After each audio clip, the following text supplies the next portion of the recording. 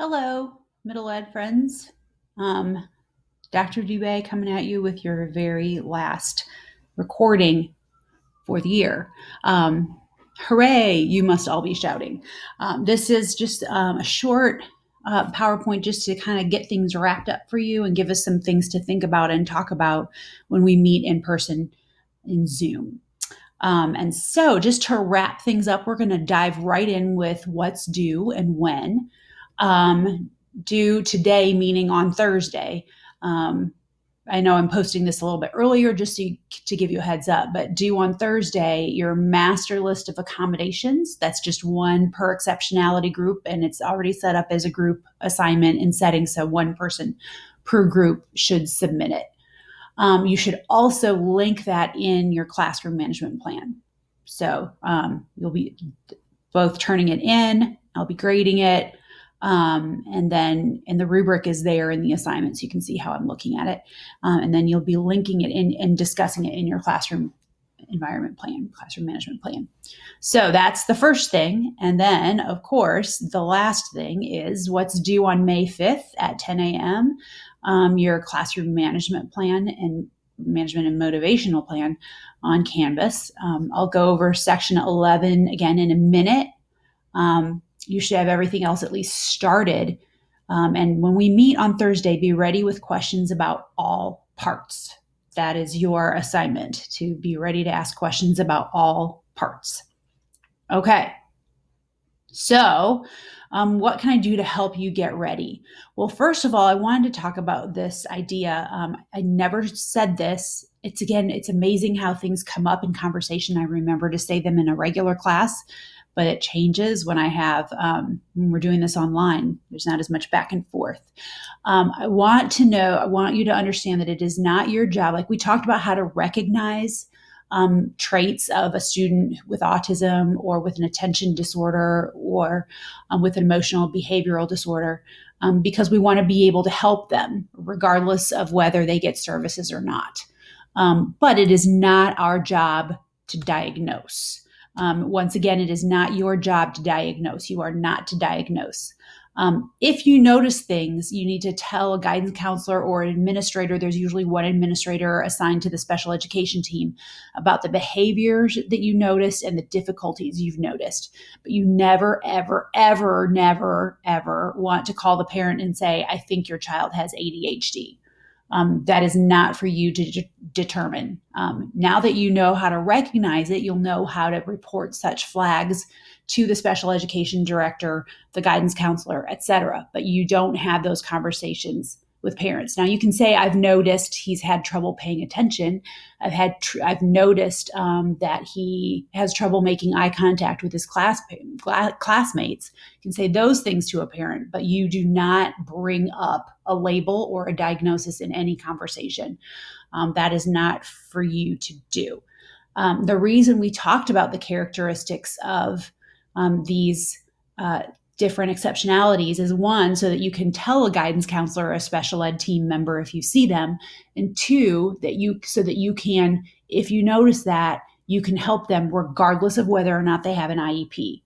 Some parents don't want their students to have a label, so they won't have an IEP. They won't be given medication, and they're still in your classroom, and you need to serve them. And so the list of accommodations are things that you can turn to and pull and use whether or not a student has been diagnosed with one of those exceptionalities. So I hope that makes sense. I'm going to ask you if that makes sense when I see you on Zoom. But that is very, very important. I want to make sure we got that. All right. So because we now know how to recognize and how to serve students with exceptionalities, you are going to put this into your plan. Your last step is you're going to link your accommodation plan and at least to say a sentence about it. Here are some strategies to use with students with different exceptionalities. You say something about universal design, using these strategies don't help just one student, but different populations. End of story. Very easy. Then you're going to discuss 5 specific examples of accommodations that would support all 4 needs. So you'll look at your accommodations list, and you'll find 5 examples that support English language learners, students with autism, students with attention disorders, and students with emotional behavioral disorders. You're looking for those that have all 4 columns checked. And you will talk then about how those 4 accommodations address other parts of your management plan. So, for instance, if you see Zen Zone in all 4 of those, you could include that as something in your physical environment and talk about it. Again, like I said, it's okay to double dip with areas of your management plan. I think a lot of them have to do with environment and curriculum and instruction. But you might find some that deal with discipline. You might find some that deal with just the affective learning environment. It's up to you. So you're going to discuss, instead of just having it in a list, you'll discuss how and why it addresses the needs of these students from different populations. So to look at that, again, I have linked this. Here, here's the link to the document.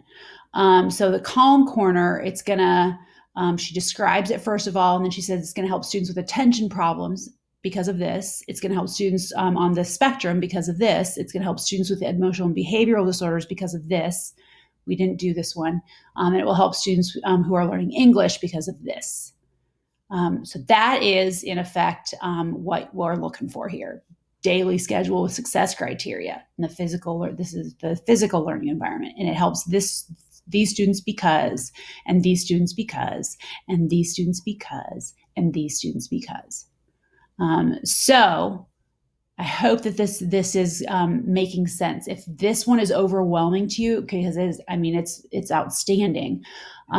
If you go to Canvas and you go to the modules, you'll find the very first module is your classroom environment. It has some examples of your classroom environment plan. Let's go to her. How did she set this up now? Menu. More. Learning accommodations. There's her master list of accommodations. And then she talks about the Zen Zone, preferential seating, classroom rules. But she didn't, she did all 4. And that's what you're expected to do. Now, she only did, I think, she did all of them there too. And she included some visuals as well. If we go back to, go back and look at Myrtle's. I'll replace this. I'm realizing I replaced it down there, but not here. I'll replace this with the March rubric. Let's look at Myrtle's. To the very end.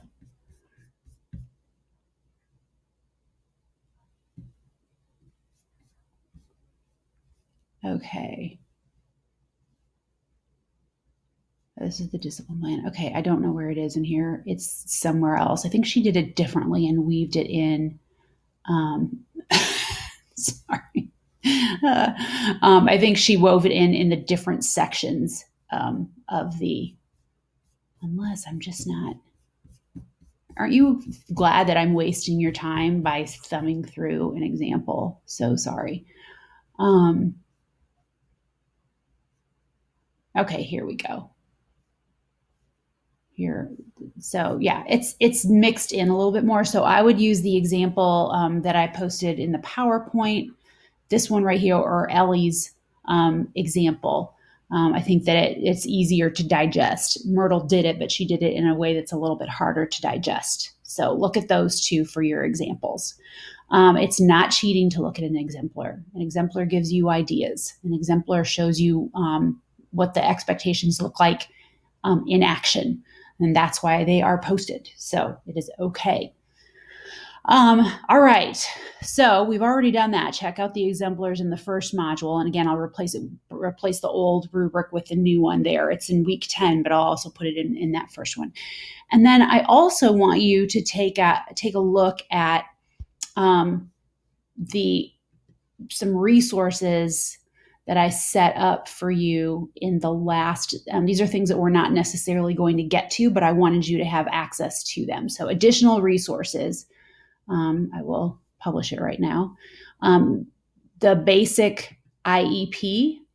This is the one that I took from the website for Stanton City Schools. And if we look at pages 6 and 7, you'll see that this is what you as a general educator will be part of, is talking about the accommodations and the modifications, how often they'll get them, if they're going to get them in your room will be pulled to a separate location, and for the duration. So the things that are in your plan, you could put right here, and then they can always add more. But this is, you'll see the accommodations and modifications. Boom. Accommodations are things that doesn't really change the learning process. Modifications is when you change the learning task. So accommodation is everybody does the same task, but with different levels of support, maybe some different different visuals in there with it. A modification is if we would change the problem or the task itself. So what we've really looked at is accommodations. For modifications, you have, in many cases, rely on the special educator for that. And the special educator is going to be, you're part of a team. You're not responsible for this, for the IEP. So that is one place where you would find a chance to use those accommodations and modifications.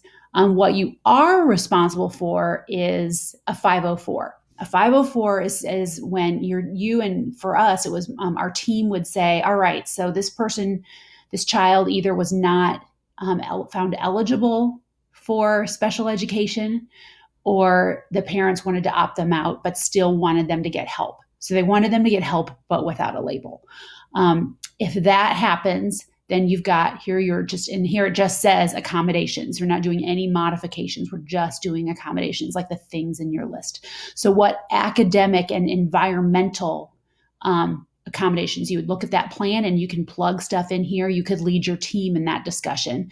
The special educator is not necessarily involved in this. This is a general curriculum thing. So you've got some things to pull from right here for the physical or the affective environment, and here for anything that's curriculum and instruction related. I think you could also pull discipline in here. Monitoring and evaluation procedures. This could be the good day plan that Peyton discussed. That could be something that goes right there, how we're going to check in and see how they're doing, or you can use the agenda. This would be more from the administrator's perspective. And then if you use the administrator for this too, a 504 is often developed also for students with medical issues. They're not special ed. So I had a student who was a diabetic and she had a 504 and this was filled in for us. We didn't have to do that. So if it's a medical thing, you will get it filled out. You don't have to decide when they get their insulin. But if it is academic or environmental or disciplinary, then you're responsible for that. Just these two columns. You'll get some help with these. And you can even request training if you want to. So that is where you can see everything that we've talked about feeding in to what you'll be responsible for in class. But again, in a school setting. But again, I want you to remember that the special educator leads this. You're just a team member. You and your team lead this if it's not a medical issue. And so that is, and we do not diagnose. You can put in some accommodations without ever saying they have an exceptionality. And that's very important to some parents. I wanted to show you some other resources here. This is another piece on communicating with families. It's a piece that I took out of the plan just because I had to take something out. I think that your plans, your syllabus that you have already, a lot of you have started with a letter home to parents. You're in good shape with that anyway. So that's why I chose to take that out. But here's a little bit more information about that you might want before an interview or before you start school. If you have a population in your class of students who are learning English, this is a parent questionnaire that I got when I attended a TESOL conference. And so this is just a way to find out where your students who are learning English grew up, where did they leave, what was the last grade they completed before coming to the United States, where they this is just information that you can ask for. You could also give it to the guidance counselor and say, I would like to know this. Can you gather it for me? So it's up to you, because actually the guidance counselor might have some of this. So it's something that you will help you serve your students, but I would do this in collaboration with the guidance counselor. And then finally, this is I love that this came out right now, and something that again might become important in terms of an interview, or even if this content continues into next year. There's some resources here if you're doing some online learning. And so there are a couple of things that I really liked this. I like this distance check-in. It allows you to just make a copy of a Google Doc. And then just, hey, how are you doing today?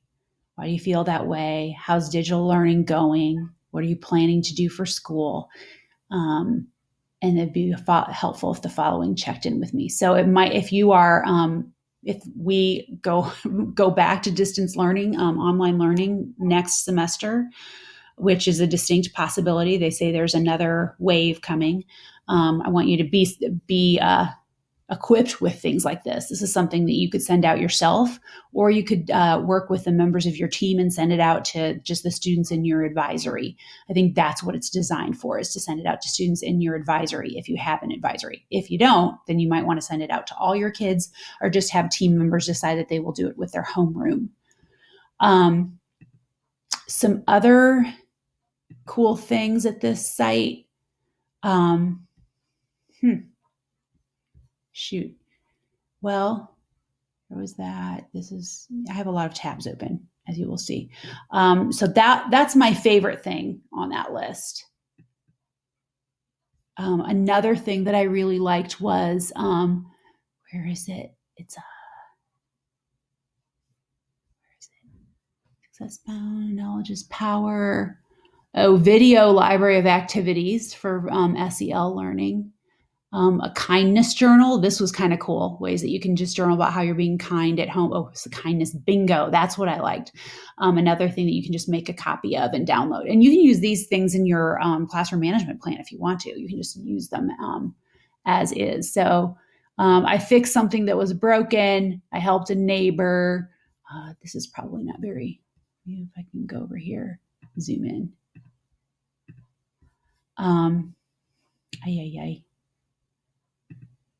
Okay.